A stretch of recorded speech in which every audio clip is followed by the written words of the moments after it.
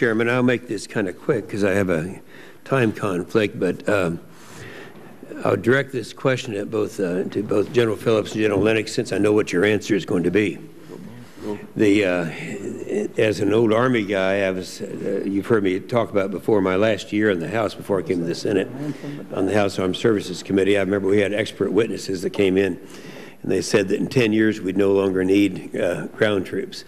Then as time went by and we looked forward, modernization, it seemed like that was an attitude at that time. We were not modernizing our ground capability. Other countries around the world were. And I remember the Crusader came along. And that was going to be the answer to all this thing. We're all excited about that. And as a Republican, I readily admit it was a Republican president that axed that program. Noted. So noted is right. In fact,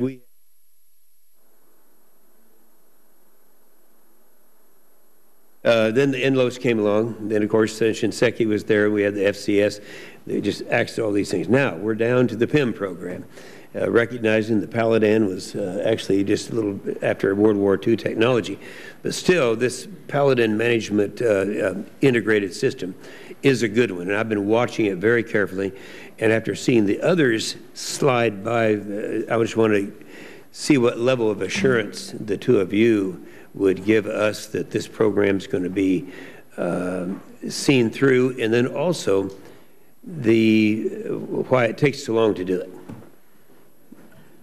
Senator Inhofe, I'll start off and then turn it over to General Lennox to add to my comments. But up front, I can tell you that Paladin PIM is a critical part of our modernization strategy. And Senator Lieberman, you mentioned up front the value of the CPR's capability portfolio reviews and how General Corelli sort of brought that into fruition inside the Army.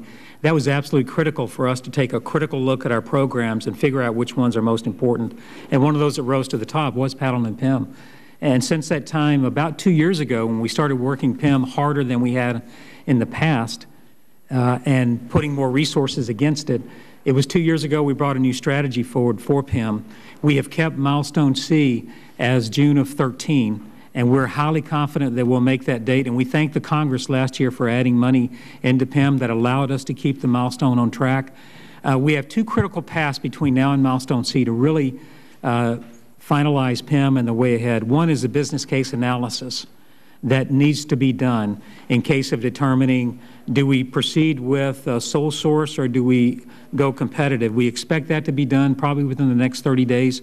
And Senator, we'll come back and make sure that we brief you on that strategy. And the second would be, as we drive toward the Defense Acquisition Board review with Mr. Kendall, the acting DAE, that we get all the testing completed prior to that milestone event so we're ready to go into LRIP and soon after they're into full rate production. It's a high priority for us, sir. Thank you. Thank you very much.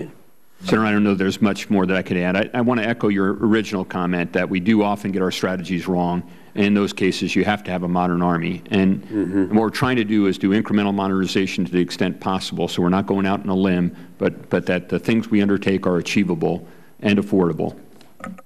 Well, you know, and when we're out on the stump and talking to people, there's an assumption that the United States of America, or specifically the United States Army, has the best of everything. When their kids go out, they're best equipped. But there's some areas where that's not true.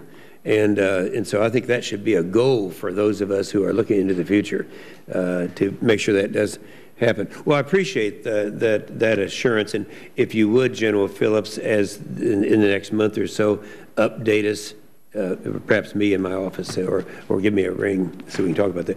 The other area I was going to ask you about is the reset issue. That, you know, we haven't experienced this before in our country, being out there in battle for 10 years, and we've all been over there. We've all seen the condition of our equipment. We know that reset's going to have to happen. We know that the OCO funding is going to stop. How are you going to handle that?